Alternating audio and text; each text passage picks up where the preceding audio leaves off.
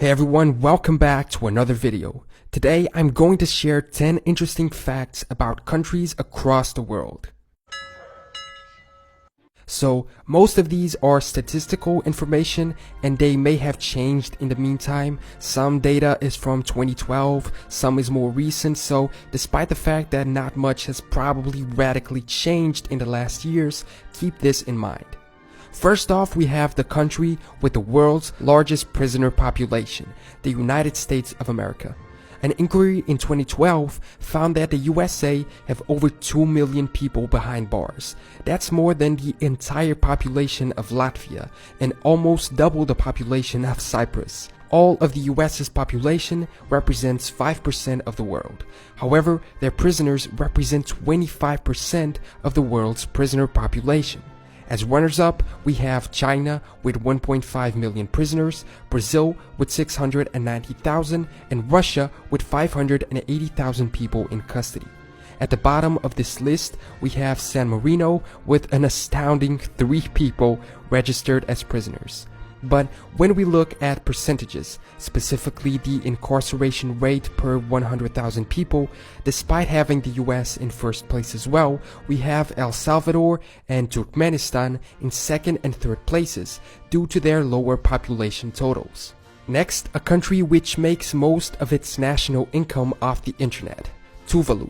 A country in the Pacific Ocean of Polynesian culture and with only about 10,000 people living in it. They're independent since 1978, but still have the British Queen as head of state. For some time, Tuvalu wasn't able to join the UN, not because of any problem with other countries' recognition of sovereignty or violation of any rights, but simply because they couldn't afford the $100,000 entrance fee. But all their problems were solved in the year 2000. They were attributed the abbreviation of .tv for online domains, and since it's a desirable domain because of television, they negotiated a 12-year lease for it for $50 million. Keep in mind that their GDP in 2016 was a mere $39 million, so they make more money off leasing their web domain than they do with their economy. With this money, they were able to invest in their country and also finally join the UN as the 189th member. Third on the list, we have the country with the most spoken languages, Papua New Guinea. English is the official language, but only on paper. A mere 1 to 2% of the population actually speak it on a daily basis.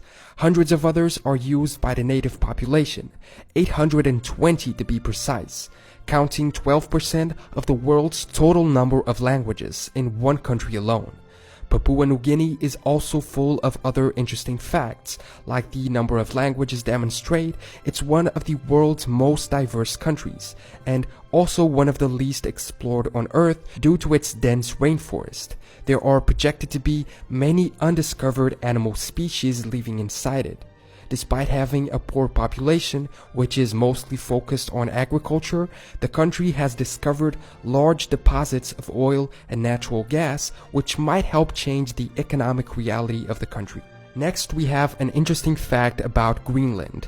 They're big fans of football, ever since the Danish settlers brought it over when they colonized the island. But sadly, they aren't allowed to join FIFA. Greenland's weather makes it impossible for grass to grow, or at least the type of grass that FIFA regulation requires. Since they aren't able to have regulation stadiums or fields, they aren't allowed to host official games, which makes it impossible for them to compete in official international competitions. Their fields are made of synthetic grass, but apparently that wasn't enough for FIFA to let them join. So in the eyes of international football, they're kind of seen as part of Denmark. The Faroe Islands, however, also politically tied to Denmark, have their own team and football independence, if you will. In fifth, we have the world's most overweight country, and keep in mind that this is percentage-wise. Nauru in the Pacific Ocean has the world's largest percentage of overweight people at an astounding 95%. However, Nauru has a reasonably small population. In fact, it's the world's smallest island nation, covering only 21 square kilometers. So when you compare it to other countries like the US with 33% or the UK with 27%, these countries actually have more overweight people. Nauru is only ahead in terms of percentage. The top spot on this list has changed throughout each year, and usually its taker is another Pacific island of the same sorts. The low population on each of them makes it easy for any problem to affect a majority of the population. Another fun fact about Nauru is that it's the only Republican state in the world which doesn't have an official capital. I guess their size is so small that it doesn't make sense to have one. Now we take a look at a country which is at the center of the world. Kind of. Kiribati is the only country on Earth which falls into all four hemispheres, having the equator cross through it and spreading over the eastern and western hemispheres, being located where these lines all meet. Keep in mind that it's an archipelago and its land is spread across these dividing lines through many islands. Because of this, it's the country where the sun rises the earliest, being the first country to see the new year every time December 31st comes around. It has 33 atolls and reef islands, only 21 of which are inhabited, and 90% of the population lives on the Gilbert Islands. It has around 100,000 people, which seems like a reasonable amount for a set of small islands in the middle of the Pacific Ocean. We travel to North Korea for the next one, the country in the world which is arguably the most closed off to the exterior. Does its reputation justice with its usage of a specific and exclusive computer operating system. Forget disputes between iOS or Windows. The few North Koreans with access to a computer use an operating system called Red Star OS. It's based on Linux and was developed by the Korean Computer Center. Before its development, it is said that most computers in the country use the Red Hat Linux OS or Windows XP. Some screenshots make it look actually pretty similar to the early versions of Apple computers. In 2013, leader Kim Jong-un was seen with an iMac on his desk in a photo, so this might be the reason for the look similarity. It uses a modified Firefox browser called Nainada, which translates to My Country. Next, North Sentinel Island.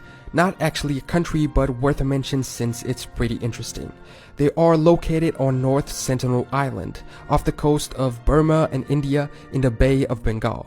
They are a civilization which remain up to this day the most isolated tribe in the world, avoiding contact with any type of people who come from the exterior. In the time of colonialism, the British in control of India tried contacting them, but it didn't go so well, and independent India had a similar experience with the locals. People were so curious to see them that the local government, who technically owns the islands, had to make it illegal for people to visit it, especially because the locals tended to not be very friendly towards visitors. A few years back, 2 fishermen crossed into their waters and were killed, and when a tsunami hit the region, India sent an helicopter to check on the natives, and then they started shooting arrows at the helicopters, so one can assume that they were okay. Moving to Ethiopia. Ethiopia is really interesting as a country, having a lot of cool pieces of history, like it being one of the 2 only countries in Africa not to be colonized by the Europeans. But for this listing, I have another interesting fact.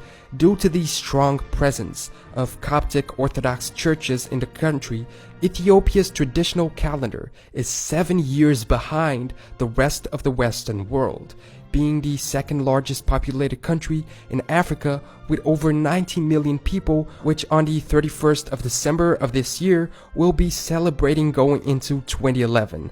Lucky them. Lastly, we have the world's quickest disappearing country, Latvia.